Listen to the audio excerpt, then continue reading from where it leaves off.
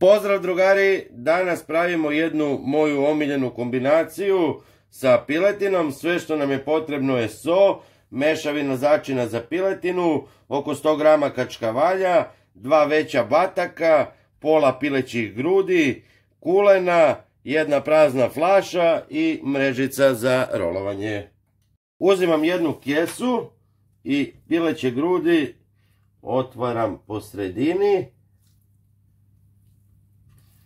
i dobro ću ovo da izlupam.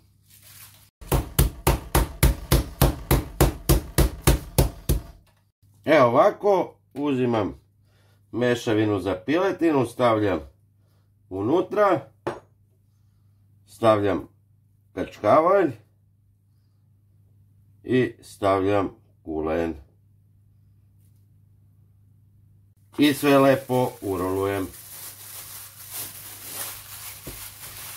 Istiskajte malo vazduha iz piletine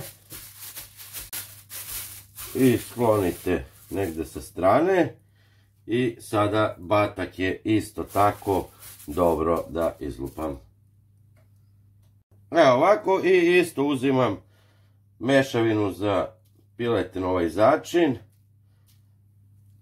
Osolim, stavim belo meso punjeno ovo unutra i sve lepo do kraja urolujem. I isto malo istiskate vazduh, znači ovako kesom.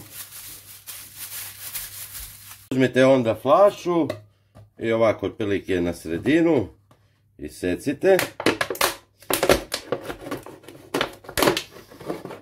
Zatim, znači kad ste isekli flašu, uzmite mrežicu i navucite ovako preko flaše.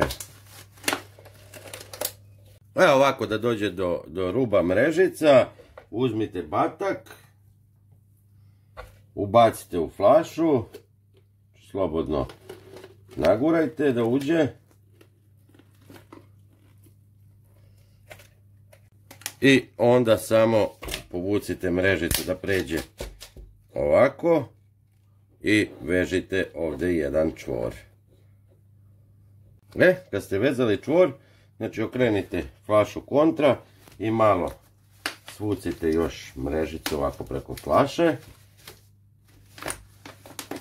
Uhvatite ovdje za vrh i samo gurajte rukom na dole i evo ga. Izlazi i ovdje isto uvrtite malo i vezujemo jedan čvor isto. Kad smo to završili, znači uzimamo so i solimo s polja sa svih strana. Uzimam pekač, stavljam u pekač i pečem na 200 stepeni, znači bez poklopca, samo ovako ide u rednu. I evo drugari, tačno nakon 45 minuta pečenja, gotovo je. Ostavite malo da se prohladi, lagano skinite mrežicu, secite na kolutove i prijatno. Veliki pozdrav za vas. Ćao!